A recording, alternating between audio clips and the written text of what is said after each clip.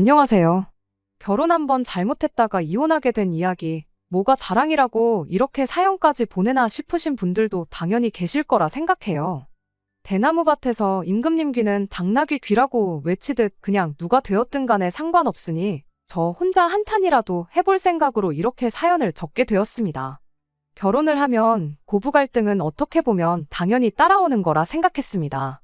서로 평생을 다르게 살아온 두 사람이 결혼을 하고 두 집안이 한 식구가 되는 건데 어떻게 하나같이 다 마음이 맞을 수가 있겠나요? 장서 갈등이라는 말도 있듯이 제가 시어머니와의 문제로 골머리를 썩는 만큼 남편 또한 저희 친정어머니가 이해가 되지 않는 부분이 있을 거라고 생각했습니다.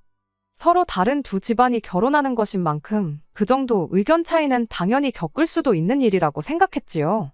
평생을 저희 할머니한테 당하고만 사신 저희 어머니도 아버지랑 아직도 잘 살고 계시는데 익숙해지면 괜찮을 거라 생각했고 모든 건 시간이 해결해줄 문제라고 생각했어요. 그만큼 제가 이혼이라는 결정을 내리게 된 게 그냥 하루 만에 결정한 것이 아니고 견딜 만큼 견디고 버틸 만큼 버티다 내린 결정이라는 걸 알아주셨으면 합니다. 남편과는 중매 결혼을 했다고 표현하는 게 제일 맞는 것 같네요. 사실 저는 결혼하는 데 있어서 서로 사랑하는 마음이 가장 중요하겠지만 그 사랑이란 게 안정적인 기반에서 나오는 거라 생각했어요. 제가 조건 따져가며 남편 골라서 시집갈 만큼 잘난 사람은 아닙니다. 그저 결혼할 때 있어서 양가 형편이 비슷하고 두 사람 벌이도 비슷한 사람들끼리 결혼하는 게 가장 행복할 것이라는 생각이었어요. 어느 한쪽 기우는지 법고 서로 비슷한 조건이라면 결혼 후에 이런저런 이야기가 나올 일도 없을 거라 생각했죠. 그래서 원래는 결혼정보회사에 가입을 했었어요. 사람마다 느끼는 바가 다를 테고 무조건 제 말이 맞는 건 아니겠지만 저는 거기서 썩 좋은 경험을 하지는 못했습니다. 뭐랄까, 남자는 한 살이라도 어리고 이쁜 여자를 찾는 거고 여자는 한 푼이라도 더 벌고 이왕이면 명예까지 있는 그런 남자를 찾는 거라는 걸 기본 전제로 깔고 있는 것처럼 느껴졌거든요. 사람 욕심이란 게 있는 법이고 아마 다른 소개받는 분들도 회사에 요청한 게 있으니 매칭 자체가 그렇게 되었을 수도 있다고 생각합니다. 무작정 회사가 잘못한 거라고 말할 수는 없는 노릇이었죠. 다만 저는 단지 저랑 비슷한 형편의 사람을 만나고 싶었을 뿐인데 계속해서 제 나이를 가지고 어떨 때는 제 직업을 가지고 절대로 비슷한 조건을 가진 사람이 저를 만나고 싶어 하지 않을 거라며 계속 M1 사람들만 소개를 시켜주곤 했어요. 결국 그렇게 결혼정보회사에서 남자를 소개받는 건 포기하고 저희 부모님 인맥들 아름아름해서 그렇게 사람들을 소개받다가 남편을 처음 만나게 되었습니다. 서로 비슷한 조건을 가지고 있다는 걸 떠나서 남편하고의 만남 자체가 굉장히 즐거웠어요. 조건만 맞아도 감지덕지였을 텐데 성격이나 취향까지 비슷했으니 더할 나위 없이 좋았죠. 남편 또한 저와 몇 번 만나면서 어렴풋이 저랑 결혼을 하겠구나 싶은 생각이 들었답니다. 두 사람 마음이 맞으니 연애 시작하고 결혼 이야기까지 나오는데도 그렇게 오랜 시간이 걸리지 않았어요. 말씀드렸다시피 양가 형편도 비슷했고 두 사람 벌이도 비슷했다 보니 나름 저 스스로가 이 결혼에 확신을 가지고 있었습니다. 그렇게 연애 시작하고 얼마 지나지 않아서 양가 부모님께 서로를 소개를 시키게 되었습니다. 저도 저였지만 당시 남편이 나이가 조금 있었다 보니 시댁에서는 하루라도 빨리 결혼을 시키고 싶어하는 눈치였습니다. 그런데 자꾸 언제쯤 날짜를 잡아야 하나, 언제가 좋겠나 하면서 눈치를 보는 게 저도 빨리 결혼을 하고 싶어하는 건가 떠본다기보단 무언가 다른 눈치를 보는 느낌이 들었습니다. 그리고 제 예상이 맞았어요. 아니나 다를까 시부모님이 솔직히 말할 게 하나 있다면서 신우 이야기를 꺼내왔습니다. 남편이로 2살 많은 신우가 있는데 신우는 그때까지도 결혼을 안 하고 시부모님 가게 일을 도우며 함께 살고 있었어요. 그리고 두 분이 남편과 저희 결혼을 이야기하면서 다른 사람이 아니고 그런 신우 눈치를 봤던 겁니다. 처음엔 신우가 저희가 뭘 하던 말던 별로 관심 없다는 눈치로 저희가 거실에서 자리 깔고 앉아 이야기 나누는 동안 혼자 자기 할 일 하면서 돌아다니고 있었거든요. 그런데 시부모님 입에서 결혼은 언제쯤 시키는 게 좋으려나 하는 한마디가 나오자마자 이쪽엔 관심도 안 주던 신우가 갑자기 돌변해서는 저희 쪽으로 성큼성큼 다가오기 시작했어요. 그러더니 시선은 저한테 고정을 해서는 시부모님께 한마디 하더군요. 절대 나보다 동생 먼저 결혼시킬 생각은 하지 말라고. 찬물도 위아래가 있고 모든 일에는 순서가 있는 거 알지 않느냐며 시부모님께 한 소리를 하고 가더라고요. 말은 시부모님께 하고 있지만 그 소리는 저한테 하는 경고나 마찬가지였어요. 신우가 저러고 방으로 휙 들어가 버리니 시부모님이 쩔쩔매면서 제 눈치를 보기 시작했어요. 신우는 당신들이 잘 이야기해 볼 테니 걱정하지 말고 계획대로 결혼 준비를 시작하라고 하셨죠. 어차피 저희가 연애를 시작한 지 그렇게 오랜 시간이 지난 게 아니었다 보니 결혼 날짜를 잡는 데 있어서 서두를 필요는 없었습니다.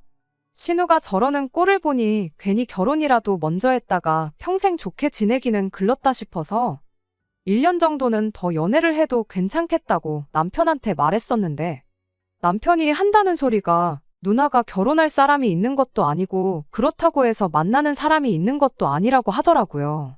그때는 정말 눈앞이 깜깜했습니다. 시부모님이 신우 눈치를 그 정도로 보는 걸로 봐서는 어떻게든 저희가 결혼 먼저 할 수 있게 해준다고 말은 그렇게 했지만 그 길이 쉽지만은 않을 것 같아 보였거든요. 아니나 다를까 친정 부모님도 이 이야기를 듣더니 굉장히 불쾌해하셨어요. 모든 일에는 때가 있는 법인데 누나 되는 사람이 당연히 양보를 해야지 자기 때문에 동생 혼사길까지 맡고 있는 게 말이나 되냐면서 괜히 저러다 결혼이 엎어지기라도 하면 우리 딸 그러니까 저는 저대로 시간 낭비만 하고 나이는 나이대로 한 살 더 먹고 노처녀가 괜히 되는 거겠냐고 남자 하나 잘못 만나서 팔자 꼬이면 문제없이 멀쩡한 사람도 그렇게 되는 거다 하면서 굉장히 기분 나빠하셨어요. 남편이 저희 부모님께 절대로 그런 일이 생기게 두지는 않겠다고 이번엔 자기도 나서서 누나가 저희 결혼하는 데 있어서 깽판 치는 일 없게 하겠다고 또 약속을 했습니다. 그 후로 며칠 지나서 이번엔 신우를 빼고 시부모님을 따로 만나는 일이 있었어요.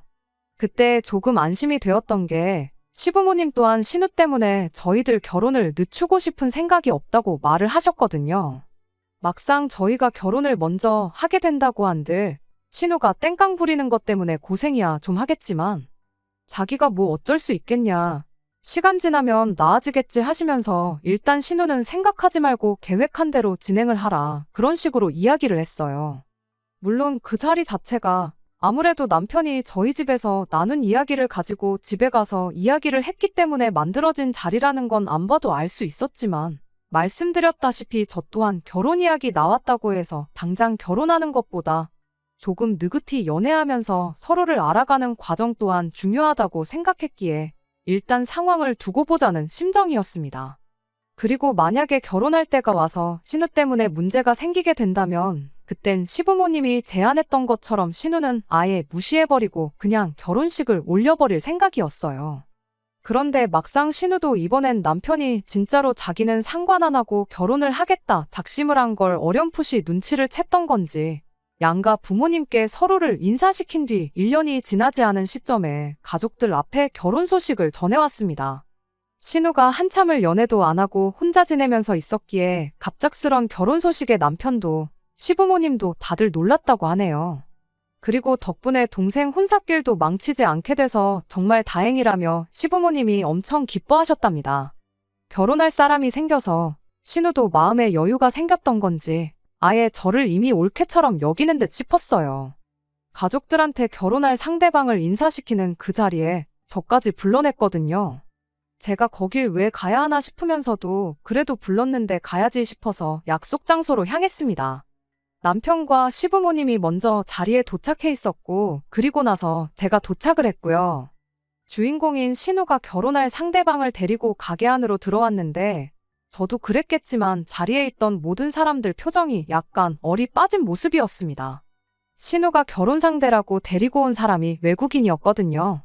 키도 거의 190은 되어 보였고 덩치도 엄청 좋았어요. 연갈색 머리가 듬성듬성 섞인 금발에 수염까지 덥수룩한 게 약간 어딘가 군인 같다는 인상도 받았어요. 자신을 미국에서 왔다고 소개한 그 사람은 처음 한국에 원어민 강사 일을 하려고 들어왔다가 본격적으로 학원 사업을 하면 좋겠다 싶어 그렇게 한국에 눌러앉게 되었다며 자신을 소개했습니다. 어설프긴 하지만 의사소통이 문제없이 가능할 만큼 한국말에도 능통한 사람이었습니다. 약간 험상궂다고 표현해도 어색한 점 하나 없는 첫 인상이었지만 나름 한국말로 농담도 하면서 대화를 주도적으로 이끌어 나가려고 하는 게 인상과는 다르게 노력도 많이 하고 부침성도 좋은 사람이구나 싶었어요. 내심, 시부모님도 신우가 혹시 어디서 개차반 같은 사람을 데려와서 결혼하겠다고 드는 건 줄 알고 걱정하셨던 것 같은데 데려온 상대가 금갈색 머리 외국인인 부분에 대해서는 조금 당황스러워 보이긴 했지만 몇 마디 나눠보고 이내 마음에 들어하는 듯한 눈치셨습니다. 외국인이지만 어느 정도 의사소통도 되고 학원 사업을 준비 중이라니 능력도 있는 사람처럼 보였을 테니까요. 그런데 이야기를 나누다 보니 결혼은 신우 혼자만의 생각이었다는 걸 알게 되었어요. 문화가 다른 만큼 생각하는 것도 다르긴 다르구나 싶었던 게 그 사람은 당장 결혼을 하겠다는 게 아니고 일단 신우랑 같이 동거를 할 생각이라는 말을 전해왔지요. 그건 좀 충격적이었네요. 결과적으로는 신우가 결혼식을 올리지 않는다는 소리나 마찬가지였는데 그 상황에 신우가 과연 동생보다 먼저 하겠다는 그 결혼 순서를 양보를 해주겠나 싶었거든요. 그날 자리가 거의 끝나갈 때까지 저와 남편의 결혼에 대해선 그 누구도 입을 열지 않았어요. 그런데 저는 그 자리에서 신우건 시부모님이건 확실한 대답을 듣고 싶었죠. 가만히 있었다간 그냥 흐지부지 넘어갈 것 같아서 저희들 결혼은 어떻게 되는 거냐고 제가 먼저 말을 꺼냈습니다. 시부모님 표정이 괜히 신우 심기를 건드릴 것까지 있느냐 하는 표정이었는데 예상외로 신우가 먼저 결혼식 순서가 뭐가 중요하겠냐며 이젠 그런 거 상관없다고 알아서 하라고 한마디 하고 말더라고요. 그래서 내친 김에 저희도 그럼 그렇게 알고 결혼식 날짜부터 잡겠다고 이야기하고 자리는 좋게 좋게 마무리가 되었지요. 애초에 온 가족이 신우 하나 때문에 쩔쩔매고 눈치를 보고 살고 있다는 게 문제였는데 그때까지만 해도 저는 그냥 신우 결혼 문제만 해결하면 저희들 결혼 생활에 아무런 문제가 없겠다고 생각했던 게 저의 오산이었습니다. 결혼은 둘이서만 하는 게 아니고 서로 다른 두 집안이 한 가족이 되는 거라는 걸 생각도 안 하고 있던 저의 어리석음이었죠. 아무튼 그 자리가 있은 뒤 몇 주 지나지 않아 신우가 시댁에서 나와 그 남자와 동거를 시작했어요. 그리고 저희는 그로부터 반년이 지나 결혼식을 올리게 되었고요. 우락부락한 생김새와는 다르게 부침성이 좋은 사람이라 이따금씩 저희 부부를 집으로 초대해 같이 시간도 보내고 그랬습니다. 까탈스러운 성격이라고 생각했던 신우도 마음에 여유가 생겨서 그런 건지 같이 시간 보낼 때만큼은 세상에 이렇게 착한 사람이 있나 싶을 정도로 저희를 챙겨줬어요. 그 사람이 말하기를 한국 음식은 좋아라 하는데 술, 그러니까 소주만큼은 아무리 마셔봐도 이게 무슨 맛인지 모르겠다며 항상 저희 올 때마다 한 병에 몇십만 원씩 하는 양주를 준비해서는 그걸 몇 병씩 마시고 그랬습니다. 남편이 술을 좀 좋아라 하던 편이다 보니 누나 덕분에 양주를 종류별로 다 먹어본다며 좋아했어요. 둘이 사는 집이 넓지는 않았지만 나름 아기자기하게 잘 꾸며놓고 살고 있었고 미국 문화인지 뭔지 모르지만 저희를 집에 초대할 때마다 저희 생각나서 샀다며 뭘 그렇게 뜬금없는 선물도 주고 그랬습니다. 그때는 마냥 그 사람이 사업을 준비 중이라 하더니 여유도 있고 씀씀이도 큰 편이구나 그렇게 생각을 하고 있었는데 사실은 그런 게 아니었습니다. 신우가 그렇게 동거를 시작한 지 1년 반, 저희 결혼 생활이 1년이 넘어가는 시점부터 해서 상상도 못한 사실들을 속속들이 알게 되었고 나중에 가서는 경악을 금치 못할 사태까지 터져버리게 되었거든요. 그렇게 긴 시간도 아닌데 세상 사이 좋아 보이던 신우와 그 남자가 시간이 흐르면서 점점 사이도 안 좋아지기 시작했던 게 문제였어요. 사실 저는 어느 정도 이런 날이 올 수도 있겠구나 예상은 하고 있었어요. 남자는 동거 이야기를 꺼냈는데 신우는 결혼을 생각하고 있었잖아요. 둘이 목표하는 바가 달랐다 보니 누가 먼저든 간에 언제쯤부터는 불협화음이 생기진 않을까 그런 생각이 들었거든요. 그런데 진짜 문제는 결혼과 동거에서 나오는 의견 차이 같은 사소한 게 아니었어요. 언젠가부터 두 사람이 저희를 집으로 초대하는 수가 부쩍 줄어들게 되었고 시간이 지남에 따라 만나기는커녕 아예 연락조차 자주 할 일이 없어졌습니다. 남편은 본격적으로 사업을 시작하려는가 보다고 바쁘니까 그럴 수도 있지 않냐며 대수롭지 않게 넘기는 눈치였는데 저는 내심 걱정이 되었어요. 아니나 다를까 하루는 난데없이 신우가 저희 집에 찾아온 날이 있었어요. 연락도 없이 초인종부터 누르는 게 왠지 느낌이 쎄하더라고요. 웬일로 연락도 없이 오셨느냐 물으니 신우가 지금 그 남자랑 싸워서 당장 갈 곳이 없어서 찾아온 거라고 하는 겁니다. 알고 보니 그 근래 들어서 둘이 다툼이 잦았었나 봐요. 신우는 끝까지 그 이유를 설명해주지 않았고 다만 당장 갈 곳이 없으니까 하루만 신세를 지겠다는 말뿐이었지요. 하루 정도는 신세 지는 거 문제는 아니지만 왜 더 가까운 시댁을 두고 우리 집을 찾아온 건가 싶었어요. 오갈 곳이 없다는데 나름의 이유가 있겠거니 싶어서 딱히 별다른 말을 하지는 않았습니다. 그렇다고 우리 집은 안 된다고 내쫓아버릴 수도 없는 노릇이었으니까요. 문제는 그날 이후로 시작되었습니다.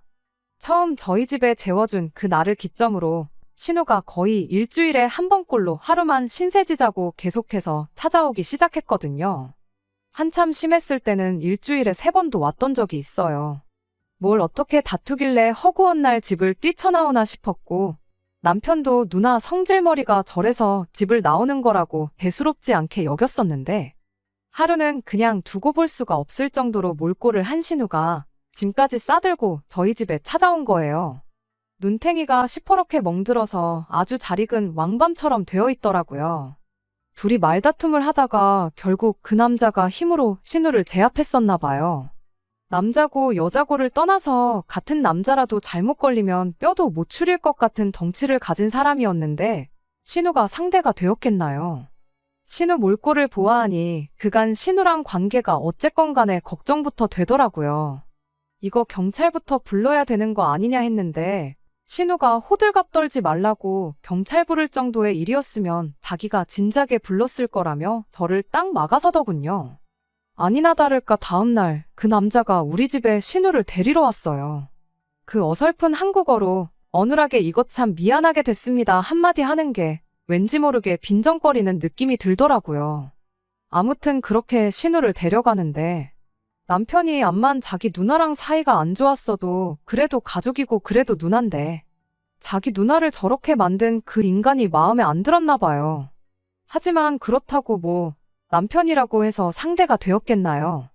남편을 2개는 합쳐놓아야지 그 사람 1명분 될까 말까였는데 남편이 할 말은 많아 보였지만 누나가 괜찮다니까 그냥 참는 것 같더라고요. 저도 남편한테 아서라고 한마디 했어요. 여자도 저렇게 묵사발을 만들어 놓는 사람이 당신이라고 못 패겠냐고 일단은 가만히 있어 보라고 남편을 말렸어요. 둘이 부부는 아니지만 동거하면 뭐 부부나 다름없잖아요. 부부싸움은 칼로 물베기라고도 하고 그동안 저 또한 2사람 문제에 제가 관여할 바는 아니라 생각했는데 막상 신우가 저런 꼴을 당한 걸 보니 그냥 넘어가서는 안 된다는 생각이었습니다. 그래서 아예 그 길로 남편을 데리고 시댁으로 찾아갔어요. 다른 건 몰라도 시부모님도 신우 상황이 어떤지 알고는 계셔야 할 것 같아서 말이죠. 그런데 알고 보니까 신우가 우리 집에만 찾아온 게 아니었던 거예요. 저희랑 연락이 조금 뜸해지기 시작했을 때쯤부터 이미 매일같이 다투는 일이 생겼고 그때는 저희 집이 아니라 시댁에 그렇게 들락거렸다는 거예요. 하도 자주 오니까 아버님이 그 남자한테 내 딸을 믿고 맡겼는데 어떻게 하루가 멀다 하고 집으로 도망 나오게 할 수 있냐며 뭐라고 잔소리를 하셨었나 봐요. 그런데 그 남자가 아주 얼굴이 도깨비 마냥 시뻘개져서는 시댁을 한번 뒤집어 놓을 뻔 했었다더라고요. 그래도 그 뒤로 따로 찾아오는 일 없어서 이제는 둘이 잘 지내는가 보다 싶었는데 저희 집에 들락거리는 줄은 상상도 못 하셨답니다.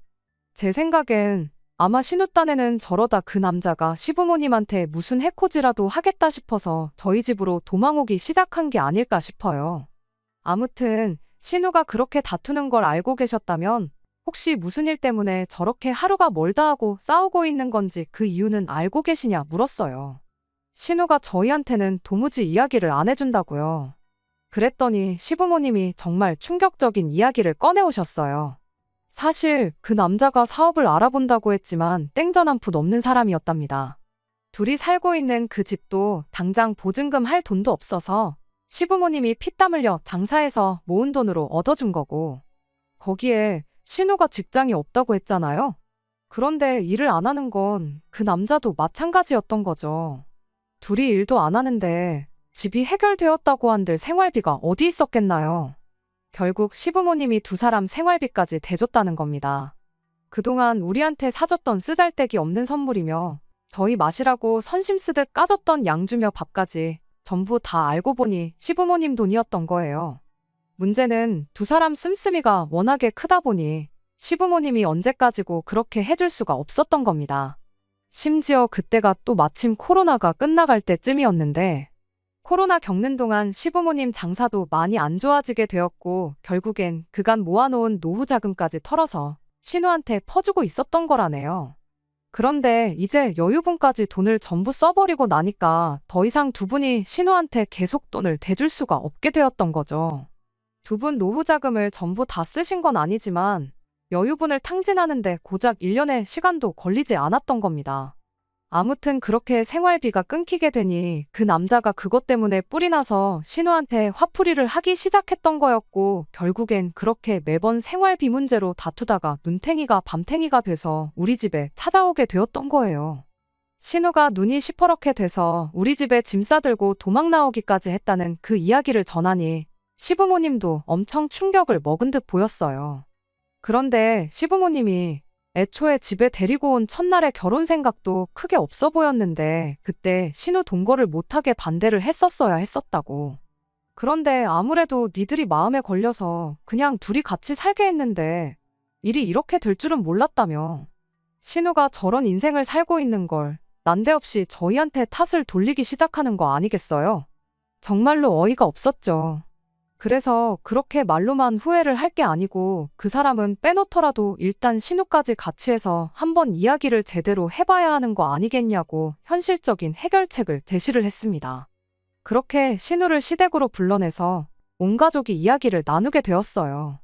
다들 하나같이 신우한테 무슨 좋은 꼴을 보겠다고 눈탱이가 밤탱이가 되면서까지 같이 살고 있냐고 그냥 결혼 안 한 거 천만다행으로 알고 그 인간하고 헤어지라고 이야기했는데 신우도 참 제정신이 아니었어요. 그 남자를 너무 사랑해서 포기를 못하는 것도 아니고 결과적으로는 그럼 나는 다시 이 지긋지긋한 집에 들어와서 엄마 밑에서 살아야 되는 거 아니냐고 그러긴 싫다고. 그냥 엄마 아빠가 돈만 제때 보내주면 없었을 일이라면서 자기 인생 망칠 생각 마시고 돈이나 보내달라는 말도 안 되는 소리를 하더라고요. 제 귀에는 그게 스스로 일해서 벌어먹고 살 생각 없고 평생 부모님이 피땀 흘려 모아놓은 돈으로 빌어먹고 살 생각밖에 없다는 소리로밖에 들리지가 않았습니다. 그런데 또 생각해보니 그런 이유라면 나도 더 이상 신우 인생에 관여하고 싶지가 않더라고요.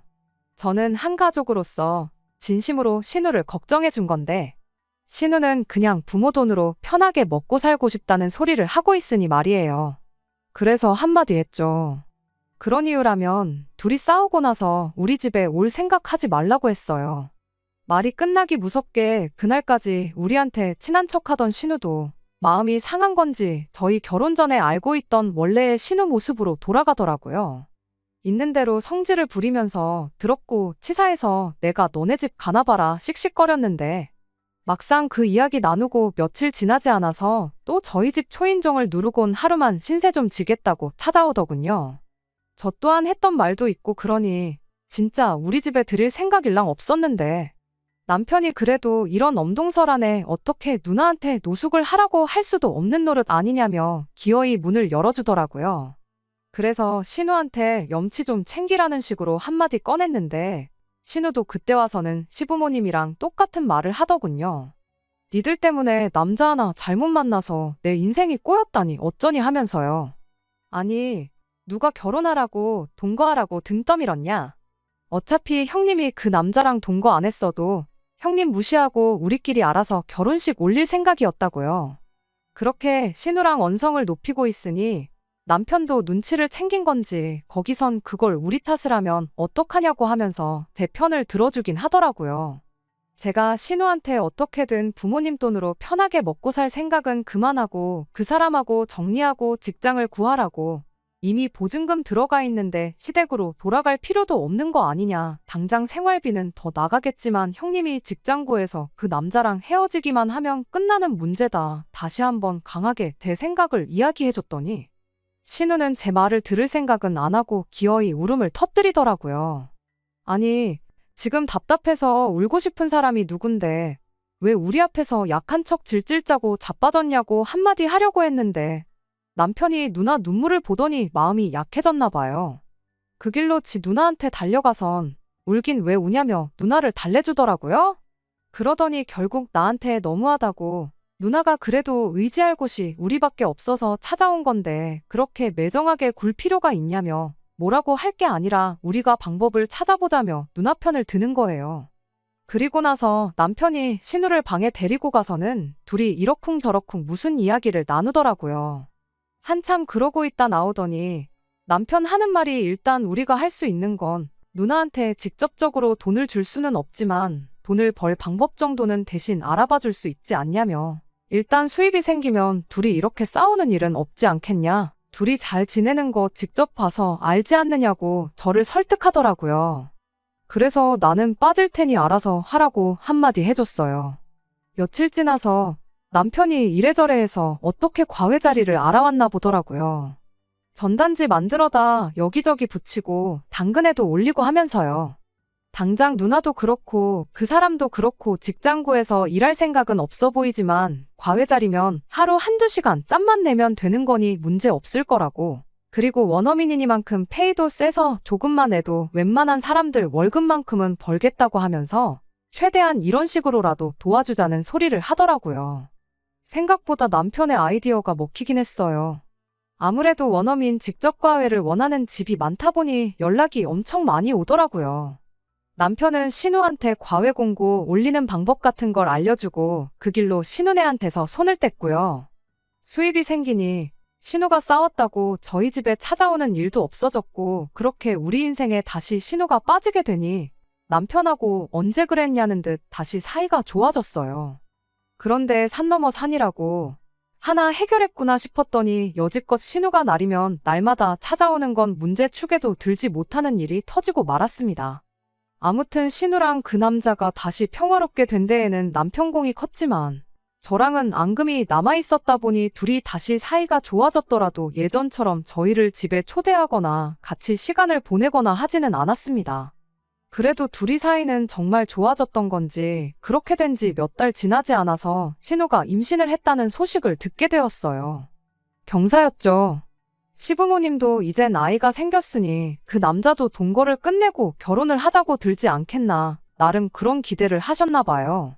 그 이후로는 신우네가 다시 저희한테도 연락을 하기 시작했어요. 뭐 보나마나 조카 생겼으니 뭐라도 하나 받아내고자 연락을 했던 걸 테지만 저도 제 나름대로 신우가 안정이 되는 편이 제 인생에 도움이 되면 되는 상황이었으니 그 상황을 애써 반겨보려고 노력했습니다. 신우가 임신 6개월이 지났을 때는 실제로 두 사람 사이에 결혼 이야기가 오가기 시작했습니다. 신우가 배가 너무 부른 상태에서는 결혼식을 올리고 싶지 않다며 아이 태어나고 나서 몸매 관리 좀 받은 다음에 그때 가서 결혼식을 올리는 쪽으로 이야기가 되었던 것 같아요. 그래서 뭐 저희는 웨딩 사진을 어디서 했니? 스드메 정보는 어디서 얻었니? 그런 심심한 이야기를 한참 신우랑 주고받고 있었는데 신우 아이 태어나기 2달 전 경악을 금치 못할 사건이 터져버리고 말아버렸습니다. 신우가 이게 무슨 일이냐고 펑펑 울면서 저희 집이고 시댁이고 전화를 돌린 거예요. 자고 일어나니까 제임스가 온데간데 없다면서 이게 무슨 일이냐고 아주 난리가 났던 거죠. 저희도 이게 무슨 일인가 싶었어요. 전화 끊기가 무섭게 그 길로 시부모님 모시고 신우네 집으로 달려갔죠. 도착했더니 신우는 이게 무슨 일이냐고 펑펑 울고 있었어요. 집안 분위기를 보아하니 급한 대로 자기 집 몇 개만 챙겨서 잠적을 해버린 것 같더라고요. 편지 한 통도 남겨놓지 않고요. 그간 얼마나마 벌어서 모아놓은 돈도 동전 한 입 남겨놓지 않고 싹 다 챙겨간 상황이었어요. 대놓고 야반도주를 한 건데 암만 전화를 한다고 한들 그 사람이 미쳤다고 전화를 받을 일도 없었겠죠. 그 뒤로 정말 난리도 아니었지요. 남편이 어떻게든 그 사람 찾아내겠다고 백방으로 노력했는데 애초에 그 사람 이름이 제임스도 아니었고 저희가 알고 있던 모든 개인정보가 다 가짜였다는 사실까지 알게 되고 나니 그 사람 찾아내는 건 글렀구나 싶었습니다. 당연한 소리겠지만 그 이후로 집안 꼴이 말도 아니었어요. 신우는 그 길로 시댁으로 다시 들어와서 살게 되었고요. 예정일이 다가와 가는데 딱히 다른 수도 없었으니 말입니다. 그러던 와중에 남편이 집념을 발휘해서 그 인간을 찾아낼 수 있었습니다. 실제로 찾은 건 아니고 그 사람의 SNS를 찾아낸 거예요. 이미 본국으로 돌아간 상황이었고 여기저기 놀러 다니는 사진을 올리는 걸로 봐서 자기가 뿌려놓은 씨는 신경도 안 쓰이는 듯 인생을 즐기며 살고 있는 듯 보이더군요. 충격적인 건 저희가 알고 있던 이름뿐만 아니라 어느 나라에서 왔는지 나이가 몇 살인지도 전부 다 거짓말이었어요. 심지어 그쪽 나라에 이미 한국에 오기 전부터 가정까지 꾸리고 살고 있는 한 집안의 가장이기까지 했다는 사실에 저희는 경악을 금치 못했습니다. 그래도 꼬리를 잡았다는 게 어디냐 싶었고 저희는 그 길로 바로 법률 상담을 받으러 갔어요.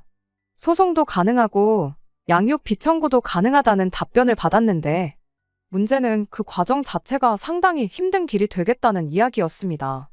양육비 역시 안 주면 받아낼 방법이 없다는 식이었는데 이제 다 해결했구나 싶었는데 그 희망마저 산산조각이 나버리고 말았어요. 그래도 저희는 신우를 위해서 할 수 있는 최선을 다했다고 생각했는데 그게 아니었어요. 그 남자를 인터넷으로 찾아낸 얼마 뒤 저는 남편과 이혼을 결심하게 되었습니다. 하루는 시어머니가 저희를 불러내서 시댁에 찾아갔어요. 신우도 나라 잃은 표정을 하고 옆에 같이 앉아 있었죠. 신우 몰골을 보니 그간 맘고생이 얼마나 심했는지 단번에 알 수 있었어요.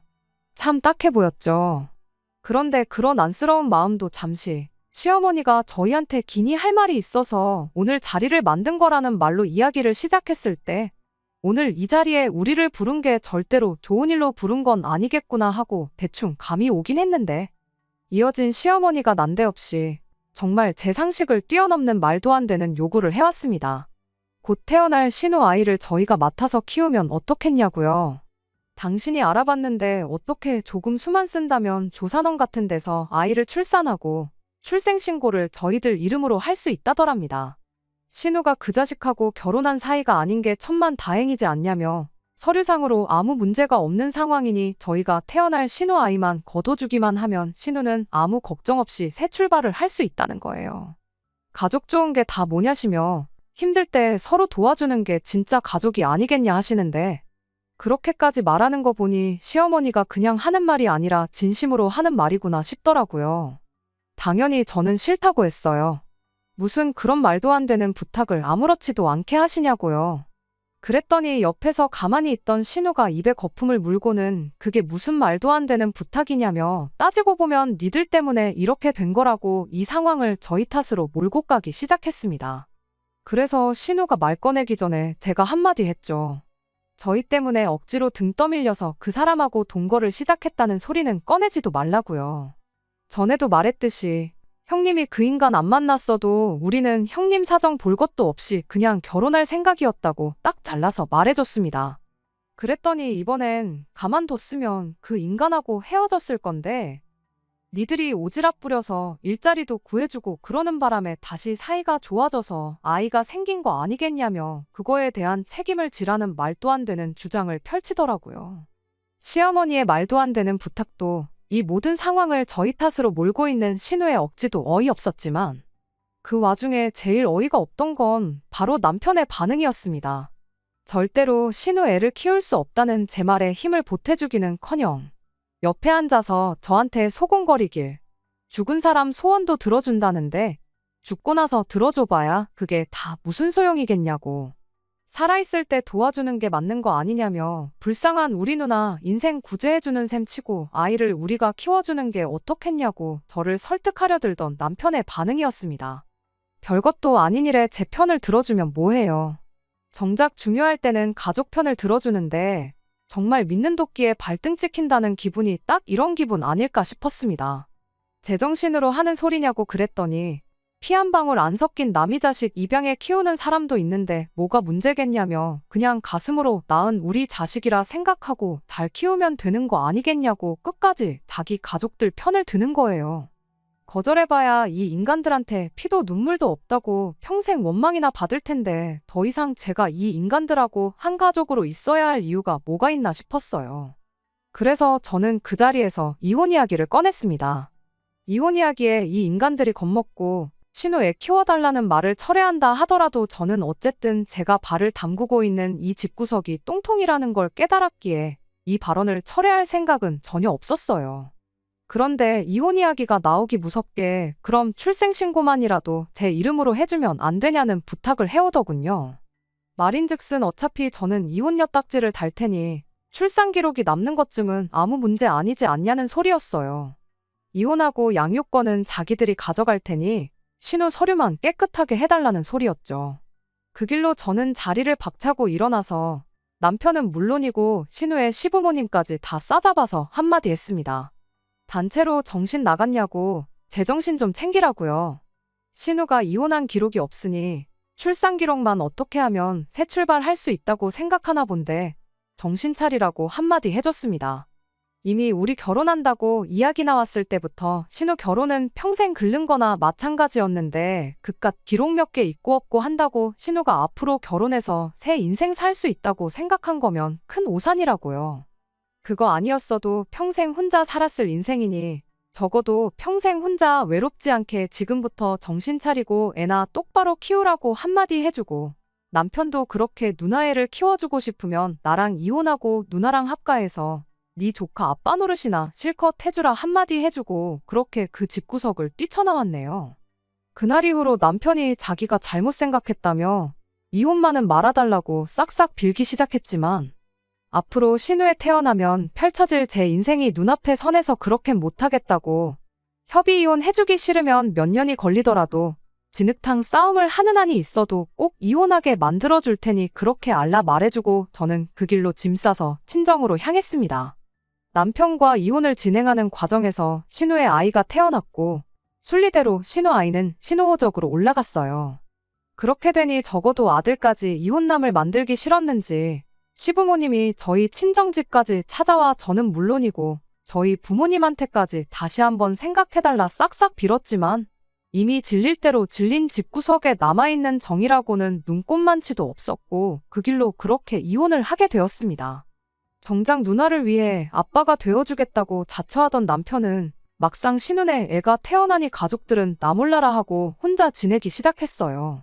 그 꼴을 보니 정말 제가 잘못된 선택을 내려 신우 아이를 데려다 키우겠다 했어도 달라지는 건 없었겠구나 싶고 이 사람과 진짜 내 아이를 만들지 않은 게 정말 천만 다행이구나 싶었습니다. 신우는 내 인생 망했다고 아이 태어나자마자 방문 걸어 잠그고 은둔 생활을 시작했어요. 결국 애는 시부모님이 맡아서 키우게 되었고요. 정신 못 차린 딸 하나도 버거울 텐데 갓난아이까지 키우게 되었으니 시부모님 노후의 고생길이 안 봐도 눈에 선하네요. 다른 건 몰라도 쓸데없는 정에 휩쓸리지 않고 빠르게 이혼을 결심한 제 선택이 정말 잘했다는 생각뿐이고 결국 이혼녀가 되긴 했지만 저야말로 제게 찾아온 두 번째 기회를 날려먹지 않게 항상 최선을 다해서 살아야겠다는 생각뿐입니다. 끝까지 들어주셔서 감사합니다. 오늘의 사연은 여기까지입니다. 구독과 좋아요, 알람 설정 부탁드리고 더 좋은 사연으로 다시 찾아뵙겠습니다. 감사합니다.